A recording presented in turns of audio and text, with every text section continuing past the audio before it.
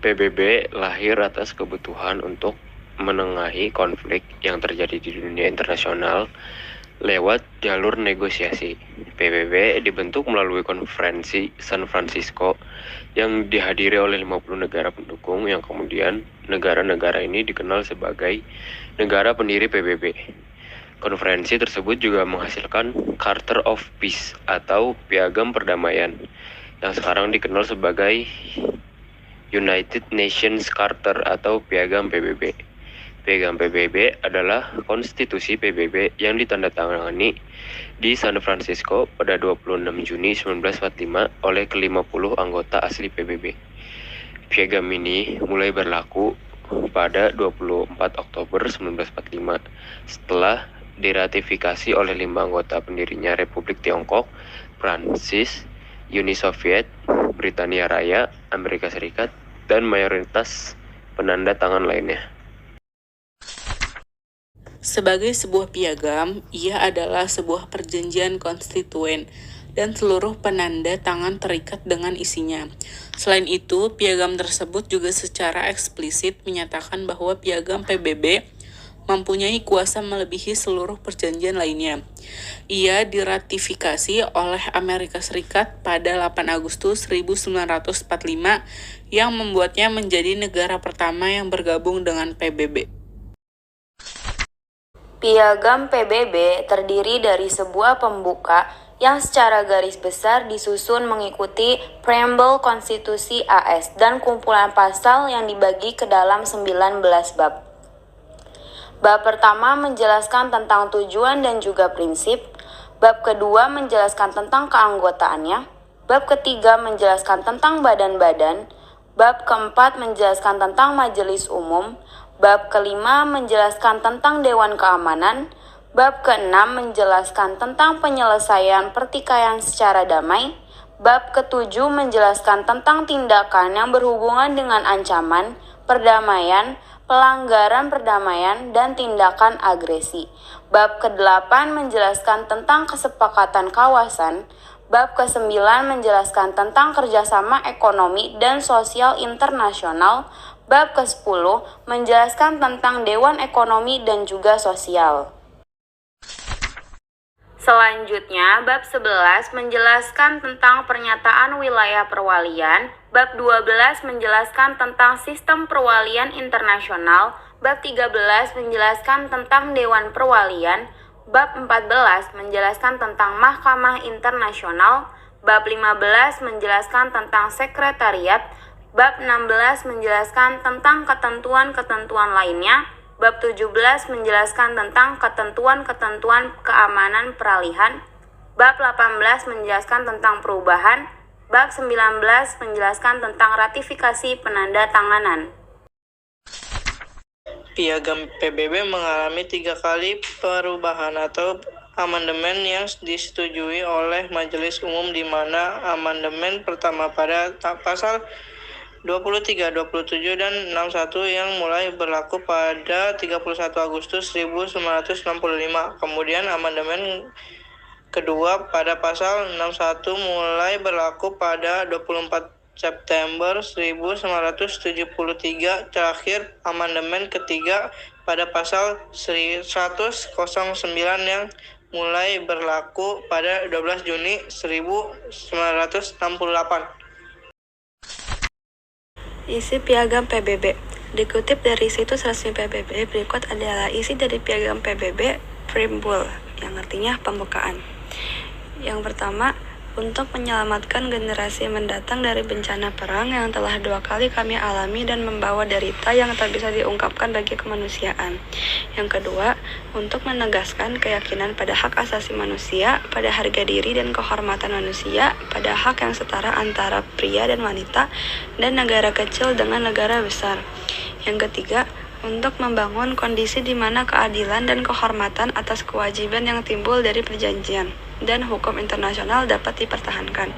Yang keempat, untuk meningkatkan kesejahteraan sosial dan standar hidup yang lebih baik dalam kebebasan yang lebih luas. Yang kelima, menerapkan toleransi dan hidup bersama dalam perdamaian dengan satu sama lain sebagai tetangga. Yang keenam, mempersatukan kekuatan untuk menjaga perdamaian dunia dan keamanan. Selanjutnya ada pengaruh Piagam PBB Kemerdekaan Indonesia. Penggunaan Undang-Undang Dasar 1945 alinea pertama merupakan pernyataan yang memuat dasar perjuangan kemerdekaan Indonesia. Alinea pertama menunjukkan pernyataan bangsa Indonesia adalah bangsa yang menentang segala bentuk penjajahan. Nilai yang terkandung dalam pembukaan Undang-Undang Dasar 1945 alinea pertama ini sesuai dengan isi Piagam PBB. Selain itu, Piagam PBB mendukung setiap bangsa-bangsa di dunia untuk merdeka.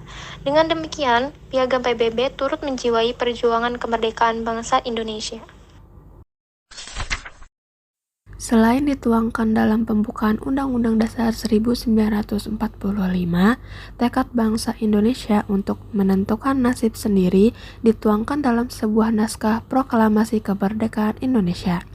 Dalam naskah tersebut, bangsa Indonesia menunjukkan pernyataan untuk menentukan nasib sendiri. Pernyataan tersebut terdapat pada kalimat kedua yang disusun oleh Muhammad Hatta. Hal ini menegaskan bahwa kemerdekaan merupakan hak setiap bangsa. Oleh karena itu, bangsa Indonesia memperjuangkan kemerdekaannya. But indirectly, I speak also to those you represent, to those who have sent you here, to those who have entrusted their future to your hands. I greatly desire that my words shall strike an echo also in those hearts, in the deep heart of humanity, in that great heart from which has been brought so many shouts of joy, so many cries of sorrow and despair, and so much love and laughter. Today it is President Sukarno who addresses you. But more than that, though it is a man, Sukarno, an Indonesian, a husband, a father, a member of the human family. I speak to you on behalf of my people, those 92 million people of a distant and wide archipelago, those 92 million people who have lived a life of struggle and sacrifice, those 92 million people who have built a state upon the ruins of an empire. They and the people of Asia and Africa, of the American continent and the European continent and the people of the Australian continent, they are watching and listening and hoping. They see in this organization of the United Nations a hope for the future and a prospect of the present. The decision to attend this session of the General Assembly was not an easy one for me to take. My own nation faces many problems, and time to solve those problems is always short. However, this is perhaps the most important assembly yet held, and all of us have a responsibility to the rest of the world as well as to our own nations. None of us can escape this responsibility, and surely none wish to. I am very sure that the leaders of the younger and the reborn nations can make a very positive contribution to the solution of the many problems facing this organization and the world at large. The next to last session of the United Nations Conference, Britain's Lord Halifax presiding, pays tribute to Secretary of State Stettinius, head of America's delegation and organizer of the successful 9-week meeting. Mr. Stettinius, who has now been named United States representative to the new international organization, is presented with a scroll in recognition of his efforts.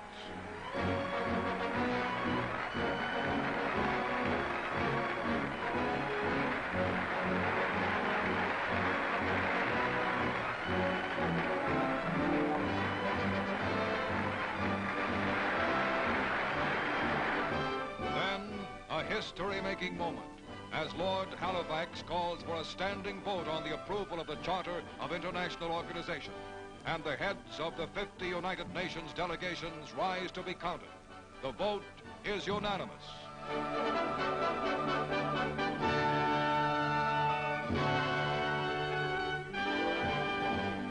As the session adjourns, delegates burst into applause. The charter of a new world is born. Arriving in San Francisco for the final conference session is President Harry S. Truman. He is met by Mr. Stettinius with the U.S. delegates and the chiefs of the 49 other delegations. Among them, Field Marshal Jan Christian Smuts, Premier of South Africa, and the Prime Minister of Canada, Mr. Mackenzie King. President Truman leaves for a brief tour through San Francisco. His is the first visit to San Francisco by a chief executive in 7 years. 500,000 citizens turn out to hail the presidential motorcade.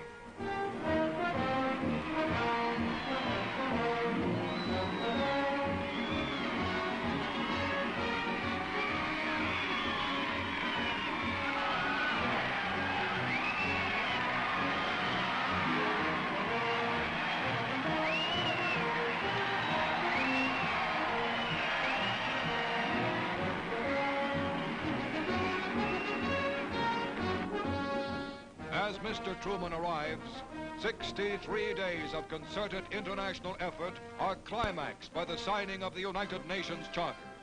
First to sign is China, the first nation that suffered Axis aggression.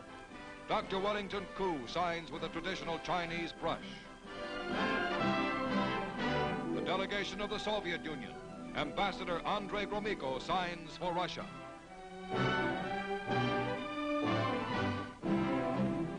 Great Britain is represented by her delegation chairman, Lord Halifax.